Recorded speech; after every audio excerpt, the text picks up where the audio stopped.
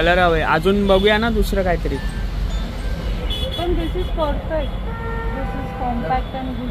ते पण थोडं मोठं. तर आता आपण आलोय किशोरकडे आणि आता इथे आपण ते नाव लावून घेतोय आपण कुठे जाणार आहे ते.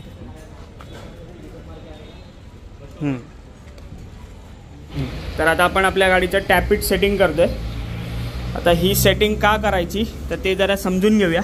ये करिए जैसे कि हम लोगों ने खोला हुआ है, ये इतना टाइट है कि भाई हिलने को तैयार नहीं. और आप नीचे की तरफ देखो, इसको इनलेट वॉल टैपिट बोलते हैं, वॉल बोलते हैं, और इसको बोलते हैं एग्जॉस्ट. इसमें देखिए आप प्ले दिखा रहा है, इसका मतलब क्या है, ये बराबर है. परंतु ये टैपिट अगर आप देखोगे तो ये टाइट है. इससे क्या नुकसान हो सकता है कि बिना बोले भी फ्यूल अंदर एंट्री करते रहेगा और गाड़ी का एवरेज में और पिकअप के प्रॉब्लम काफ़ी फर्क पड़ता है.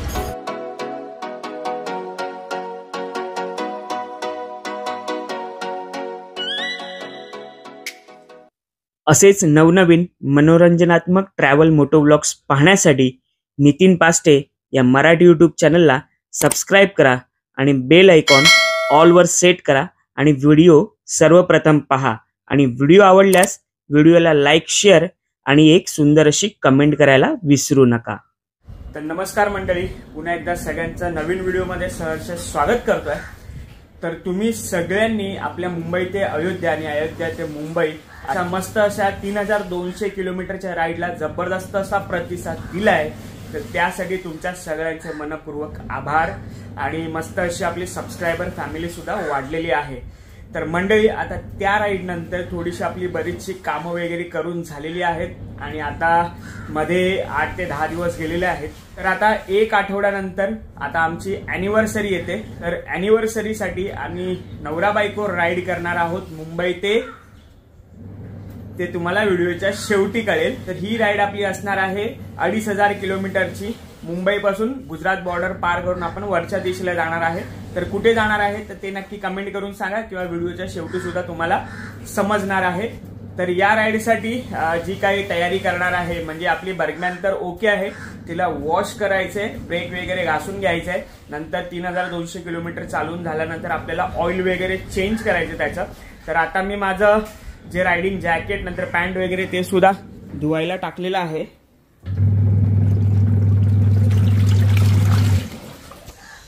तर आता सगळं वॉश वगैरे होत आहे. नंतर वहिनीसाठी हेल्मेट सुद्धा घ्यायचं आहे किंवा माझं जे स्टर्टचं हेल्मेट आहे तर मी विचार करतोय त्याच्या आतले पॅडिंग चेंज करून आणि वायझर चेंज करून तेच तिला वापरायला देऊ. प्लस तिच्यासाठी रायडिंग जॅकेटचा सुद्धा विचार करतोय की नवीन घेऊ की अजून कुठून अरेंज करू. तर या व्हिडिओमध्ये ते तुम्हाला पाहायला मिळेल.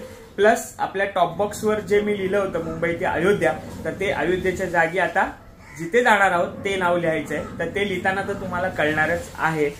तर चला आता जाऊया आपल्या सर्व्हिस सेंटर बाबूभाईकडे आणि तिकडे जाऊन आपल्या रुस्तमला चेक करूया की तिची कंडिशन कशी काय आहे. तर आता डायरेक्ट आपण गॅरेजला भेटूया. तर मंडळी अशी काहीशी रुस्तम आपले दिसते. आता बरीच अशी डर्टी झाली आहे, घाण झाले. तर तिला मस्त अशी आंघोळ घालायची. होऊ शकतं एकदम डस्टी झाले. आणि हे सुद्धा आपल्याला चेंज करायचं हे काढून आणि हे सुद्धा काढायचं आणि ते काय दुसरं लावता येईल ते बघूया नवीन राईडसाठी. आणि प्रॉपर अशी वॉश करायचे.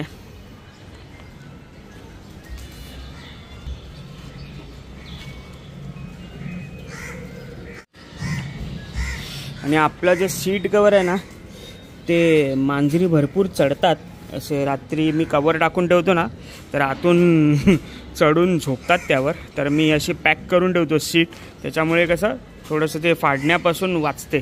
तर चला आता आपण डायरेक्ट सर्व्हिस सेंटरला जाऊया आणि वॉश वगैरे करूया आणि काय काय चेंजेस आपण करणार आहोत तर ते या व्हिडिओमध्ये तुम्हाला पाहायला मिळेल. 1 hour later. तर टायरमध्ये पंक्चर विंचर आहे का चेक करूया. 3200 किलोमीटर चाललंय.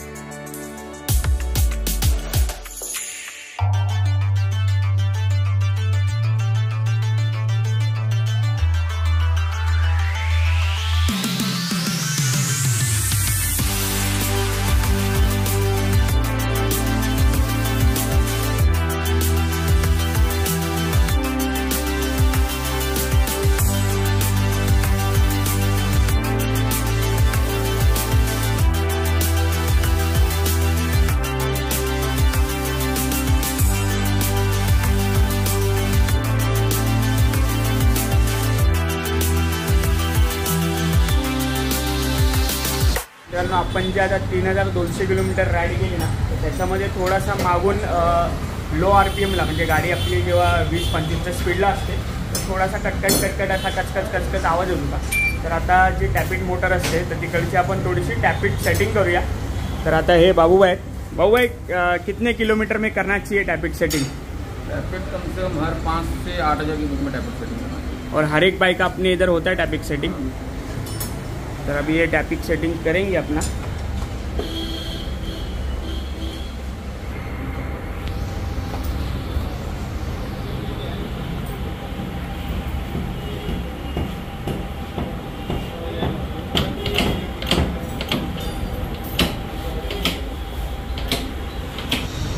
तर इथे पाहू शकता आपले टोटल आता किलोमीटर झालेत 38,470 आणि आपण जे आता राईड केली टोटल तर त्याचा किलोमीटर आता होऊन गेलं आहे 3,174 म्हणजे टोटल 3,200 किलोमीटर झाले. तर आता आपण आपल्या गाडीचं टॅपिट सेटिंग करतो आहे. आता ही सेटिंग का करायची तर ते जरा समजून घेऊया. तर बाबू आप बताओ ना जरा कि टैपिट सेटिंग क्यों करते हैं और उसके वजह से क्या फ़ायदा होता है गाड़ी के लिए और उसके वजह से मतलब इफ़िशियंसी कितना बढ़ेगा अपना? देखिए सर, दरअसल क्या होता है, कोई भी गाड़ियाँ होती है ना, हर 5 से 8 हज़ार के बीच में टैपेट क्लियरेंस सेटिंग करना बहुत ज़रूरी है. इससे ये फ़ायदा होता है कि सबसे ज़्यादा टैपेट टाइट हो गया तो समझो अपना जो फ्यूल है वो अपने आप इंजन के अंदर प्रवेश करना शुरू कर देता है. और उसके बाद एवरेज में भी बहुत फ़र्क पड़ता है, पिकअप में भी बहुत फ़र्क पड़ता है, परफॉर्मेंस में भी बहुत फ़र्क पड़ता है. तो देखिए इसको बोलते हैं टैपेट. ये जो टैपेट है ये अभी फ़िलहाल आप देख रहे हो जैसे कि हम लोगों ने खोला हुआ है, ये इतना टाइट है कि भाई हिलने को तैयार नहीं. और आप नीचे की तरफ देखो, इसको इनलेट वॉल टैपेट बोलते हैं, वॉल बोलते हैं, और इसको बोलते हैं एग्जॉस्ट. इसमें देखिए आप प्ले दिखा रहा है, इसका मतलब क्या है, ये बराबर है. परंतु ये टैपेट अगर आप देखोगे तो ये टाइट है. इससे क्या नुकसान हो सकता है कि बिना बोले भी फ्यूल अंदर एंट्री करते रहेगा और गाड़ी का एवरेज में और पिकअप के प्रॉब्लम काफ़ी फ़र्क पड़ता है. तो हम लोग शुरू कर रहे हैं अभी टैपेट सेटिंग. जैसे कि आपको मैंने बताया था कि ये हिल नहीं रहा है, ये बहुत ज़्यादा हिल रहा है. इसमें कितना गैप होना चाहिए? इसमें 0.5 mm का गैप होना चाहिए इनलेट में. हाँ जी. इनलेट काम क्या करता है? पेट्रोल अंदर लेने का. हाँ जी.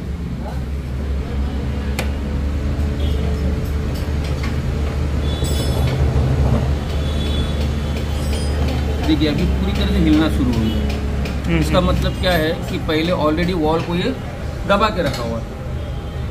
उससे नुकसान ये हो रहा था कि जब वॉल दबा हुआ रहेगा तो फ्यूल यानी पेट्रोल हमेशा अंदर की तरफ बिन मांगे इंजन के अंदर प्रवेश करना शुरू करता है.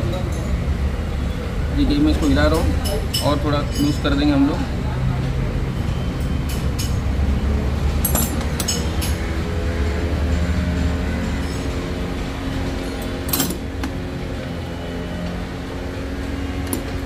और ये देखिए यहाँ पे ये इतना लूज होने के बावजूद क्या है कि इंजन में tick tick tick tick tick की नॉकिंग शुरू हो जाएगी, यानी कि टैपेट की टिक टिक टिक की नॉकिंग.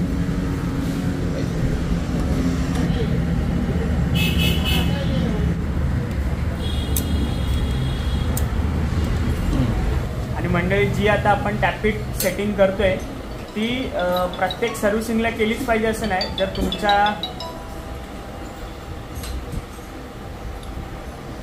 जर तुमच्या गाडीचे किलोमीटर 8 ते 10,000 किलोमीटर झाले असतील तर ही टॅपिट सेटिंग करून घ्या. आणि हे करताना सुद्धा तुमचा जो विश्वासातला मेकॅनिक असेल ना त्याच्याकडून करून घ्या. कारण ही सेटिंग करताना बरीचशी अशी काळजी घेतली जाते आणि बऱ्याचशा अशा टेक्निकल गोष्टी आहेत ज्या फक्त एक्सपिरियन्स जो असतो टेक्निशियन त्यालाच माहिती असतात. तर आता आपण प्रॉपर अशी करून घेतोय कारण आपली गाडी आता 38,000 किलोमीटर झाले आणि मला तर आठवत नाही की याच्या आधी मी केले.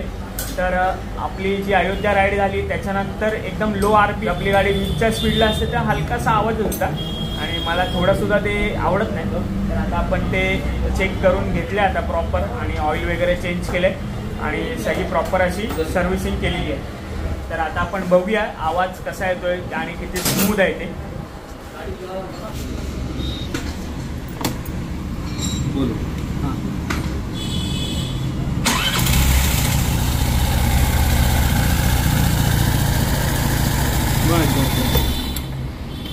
तर पाहिलं इंजिनचं कवर ओपन होतं तेव्हा पण आपण चालू करून बघितलं तर आता स्मूथ आवाज येतो आहे. तर आपला परफॉर्मन्स जेव्हा होईल ना तेव्हा आपण चेक करूया. आणि याच्यामध्ये कसं आहे ना जे इनलेट असतं ते पेट्रोल खेचतं आणि जे आउटलेट जो एक्झॉस्ट असतं ते पेट्रोल जे गरम होतं आतमध्ये जे कार्बन ते आपल्या एक्झॉस्टद्वारे बाहेर सोडत असतात धूर. त्या काहीशा टेक्निकल गोष्टी मी समजून घेण्याचा प्रयत्न करतोय. असं नाही की माझा याच्यामध्ये अभ्यास झाला आहे, परत तुम्ही कमेंट करून सांगाल की असं नाही तसं, तर थोडंसं काही नॉलेज आपण ग्रॅब करण्याचा प्रयत्न करतोय. तर आता आपली प्रॉपर सेटिंग वगैरे झालेली आहे आणि आता आपल्याला टॉप बॉक्सवर नाव लिहायला जायचं आहे आणि त्याच्यानंतर तुम्हाला कळेल की आपली नेमकी राईड आता कुठे आपली लागणार आहे ते. आणि असं पण आपल्याला अयोध्या राईडला काहीच प्रॉब्लेम नाही आला, कारण मी 3 तासामध्ये 240 किलोमीटर नॉनस्टॉप खेचलं आहे. फक्त पेट्रोलसाठी ब्रेक घेतला होता आणि त्याच्यानंतर परत 3 तासामध्ये 210 किलोमीटर आपण खेचली होती. तर मस्त असा परफॉर्मन्स आपल्या रुस्तमचा आहे आणि त्याचं मेन कारण म्हणजे टाईम टू टाईम आपण जे सर्व्हिसिंग करतोय, जे पार्ट्स नको आहेत किंवा खराब झाले आहेत ते चेंज करतोय आणि आपल्या रुस्तमची आपण वेळेवर काळजी घेतोय. तर मी मालाडमध्ये चिंचवलीमध्ये असलेल्या SS ऑटोमोबाईल म्हणजे जे बाबूबाईचं गॅरेज आहे तर त्याचा नंबर देतो. फक्त सॅटर्डे संडे नका येऊ, कारण काम खूप असतं यांच्याकडे आणि आलात मधल्या वेळामध्ये सोमवार ते फ्रायडे तर लवकर या. 9:30 वाजता शॉप ओपन होतं, तर 9:30-10च्या मध्ये या. तर दुपारपर्यंत तुमची गाडी पूर्ण वॉश वगैरे होऊन प्रॉपर तुमच्या डोळ्यासमोर काम करून दिलं जाईल. तर यांच्याकडे काय काय कामं होतात ती पूर्ण या लिस्टमध्ये लिहिलेली आहेत.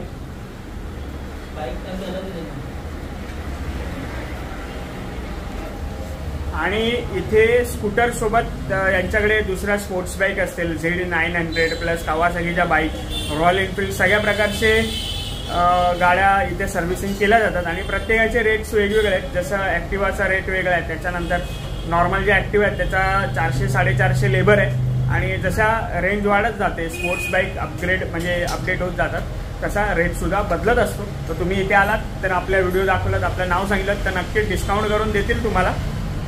आणि काम तर परफेक्ट आहे.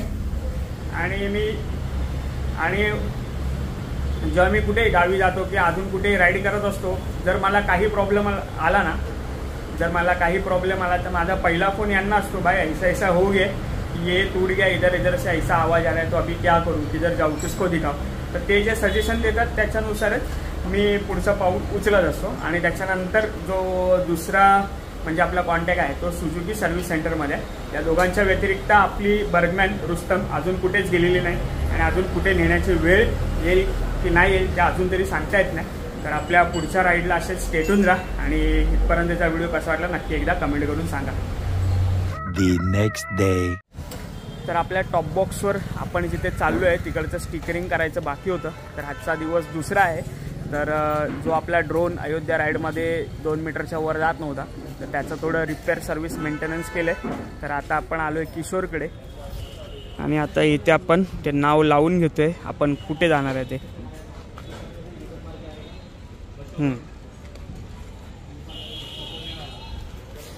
तर आता फायनली तुम्हाला कळलं आहे की आपण कुठली राईड करणार आहेत ते.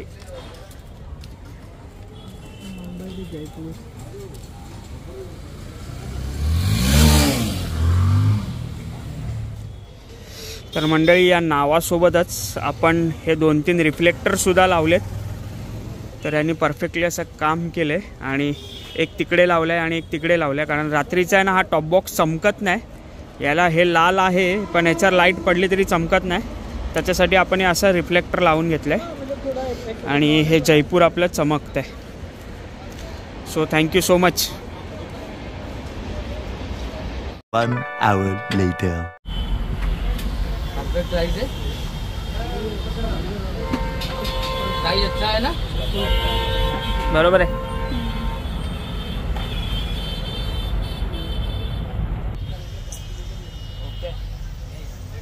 छोटावाला हेल्मेट बघतोय, त्याला इथे पॅडिंग नाही आहे, चीन माउंट म्हणजे चीनला पॅडिंग नाही परत ठीक आहे. 1-2 राईडसाठी ठीक आहे ना, ते दुसरं बघायचं आहे.